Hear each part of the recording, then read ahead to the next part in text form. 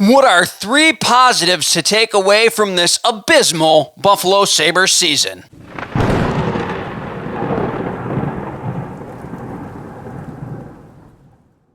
What's up, everybody, and welcome back to another video of Sports Talk Buffalo.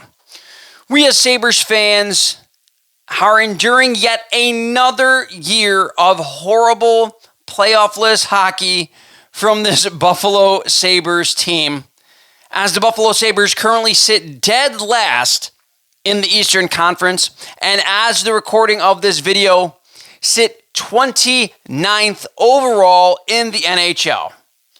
The Buffalo Sabres are about to get to the 14th straight season of no playoffs. And just how bad is that?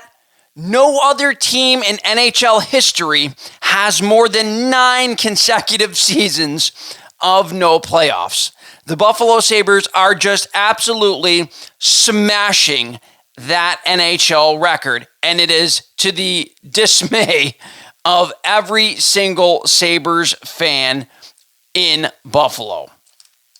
So with that being said, it can be hard to find any positives about a Buffalo Sabres team that has been one of the worst in the NHL this season and in seasons past.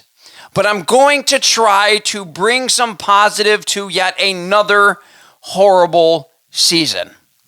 The first positive being Tage Thompson. After an incredibly, and I mean incredibly disappointing year last year that saw Thompson score just 56 points in 71 games, or just a .78 points per game, Thompson has gotten himself back on track and near a point per game player this season, as he has 35 goals, 26 assists for 61 points in 64 games at the time of this video. That comes out to a .95 points per game. Now, Thompson also, something that is positive, Thompson now currently has 3 30-plus goal seasons in his last 4 seasons. And though the Sabres, this season hasn't gone well for the Buffalo Sabres, Tage Thompson continues to produce on a nightly basis for this Buffalo Sabres team, something that we thought maybe wouldn't happen after he had such a down year last year with just 56 points after scoring a career-high 94 points just 2 years ago. Tage Thompson once again back on track and potentially aiming at another 40-goal season. Now, the second positive thing for the Buffalo Sabres this season is right on his wing, and that is J.J. Peterka. Peterka continues to develop into a very quality top 6 player and one of the best players in the Buffalo Sabres organization. He has scored more points in every single season since joining the league.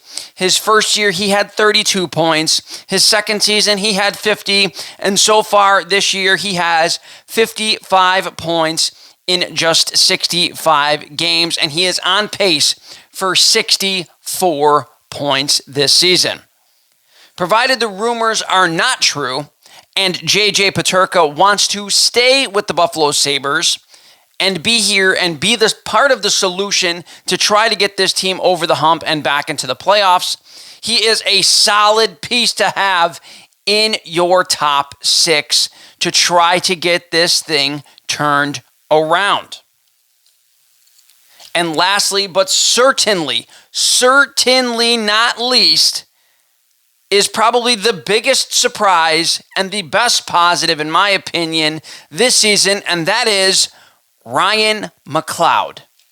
Now, a lot of people gave GM Kevin Adams shit when he traded what most believed an A-plus prospect in Matthew Savoy for a third-line center in Ryan McLeod. He had eclipsed just 30 points, I believe, one time in his career up to that point.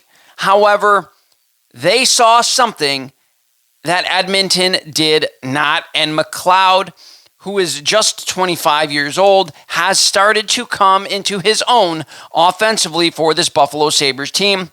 He has 17 goals, 26 assists for 43 points so far this season. He is on pace for a 51-point season for this Buffalo Sabres team. He is an RFA after this season, and as long as Buffalo is able to sign him to a reasonable contract, he will fit nicely as a core piece for this Sabres team. A very good two-way forward who is now starting to pick it up more offensively for this Buffalo Sabres team. Ryan McLeod was an absolute W of a trade for GM Kevin Adams. A GM who hasn't made a lot of smart moves. Remember, he traded a second-round pick for Beck Malenstein. Malenstein's a fine player, not worth a second-round pick. However, he got this trade absolutely right. I'm going to take a little bit of a victory lap. I said it last year. Everyone really did not like this trade. I was one of the few people that didn't mind this trade. I'm not going to say I loved it, but I didn't mind this trade, and I am so glad that he has been even better than expectations for people like myself. He is in between a 2 and 3C. I don't think you want him being your 2C every single game all year long. However, he definitely has the potential, if he continues on this trajectory, to potentially take that 2C spot and be a very good two-way forward for this Buffalo Sabres team. Again, provided they can sign him to a fairly good contract for a lengthy amount of time. Again, he is an RFA after this season. Let me know what you guys think in the comments section below. So while the Sabres had a disappointing season once again, there are a few bright spots. I could think of a few more off the top of my head, but we'll save that potentially for another video. Once again, let me know what you guys think in the comments section below. Are these three things enough to kind of shift your attitude just a little bit more positive? At least we get to see guys who continue to play well in a Buffalo Sabres uniform, and if they can find some pieces around them, I believe the guys that we do have are good enough to make it into the NHL playoffs. Once again, let me know what you guys think in the comment section below. That's going to do it for this video, guys. Remember to like, subscribe, and hit that notification bell so you guys never miss a video. I talk Bills, Sabres, and the University at Buffalo men's basketball and football team right here on this page. Thank you guys for watching. Have a fantastic week.